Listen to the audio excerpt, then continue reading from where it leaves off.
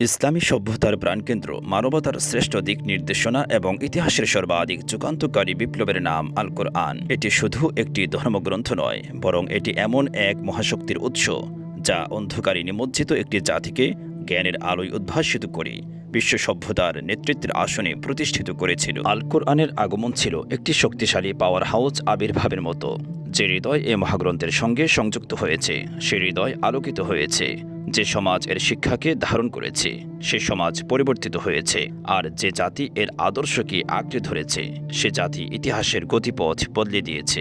একসময় আরব ছিল অজ্ঞতা, কুসংস্কার, গোত্রীয় বিভেদ ও বর্বরতার জনপদ। সে অন্ধকার যুগের ঘুমন্ত মানুষগুলোই কোরআনের আলোকধারায় জেগে উঠেছিল। তারা শুধু নিজেদের পরিবর্তন করেনি, বরং মানব সভ্যতার জন্য নতুন দিগন্ত উন্মোচন করেছিল। তাদের হাত ধরেই পৃথিবী জ্ঞান, ন্যায়বিচার, বিজ্ঞান, সংস্কৃতি ও মানবিক মূল্যবোধের অনন্য এক অধ্যায়ের সাক্ষী হয়েছিল। পবিত্র কোরআন হল জ্ঞানের ভাণ্ডার, গবেষণার উৎস এবং কর্মমুখী জীবনের পূর্ণাঙ্গ সংবিধান। গবেষণা ছাড়া কোরআনের গভীরতা উপলব্ধি করা যায় না, আর কর্ম ছাড়া এর শিক্ষাকে বাস্তব জীবনে প্রতিষ্ঠা করা সম্ভব নয়। জ্ঞান ও কর্মের সমন্বয়ে গড়ে ওঠা প্রতিটি সভ্যতার ভিত্তিতে কোরআনের চেতনা প্রত্যক্ষ বা পরোক্ষভাবে বিস্তার করেছে। কিন্তু পরিতাপের বিষয় হল, আজ আমরা সেই মহাগ্রন্থ থেকে দূরে সরে গেছি। আল্লাহর বাণীর পরিবর্তে আমরা মানুষের তৈরি মতবাদ, কুসংস্কার ও বিভ্রান্তির অনুসারী হয়ে পড়েছি।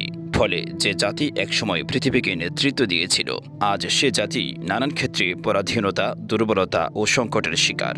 সময় এসেছে আবার কোরআনের কাছে ফিরে যাওয়ার, কারণ ব্যক্তি, পরিবার, সমাজ ও রাষ্ট্রের প্রকৃত পরিবর্তনের একমাত্র নির্ভরযোগ্য পথ হল আল কোরআন ও সুন্নাহর অনুসরণ। হে আমাদের প্রতিপালক, আমাদের অন্তরকে কোরআনের আলোয় আলোকিত করুন, সুন্নাহর পথে পরিচালিত করুন এবং হকের ওপর অবিচল থাকার তৌফিক দান করুন। আমিন ইয়া রাব্বাল আলামিন।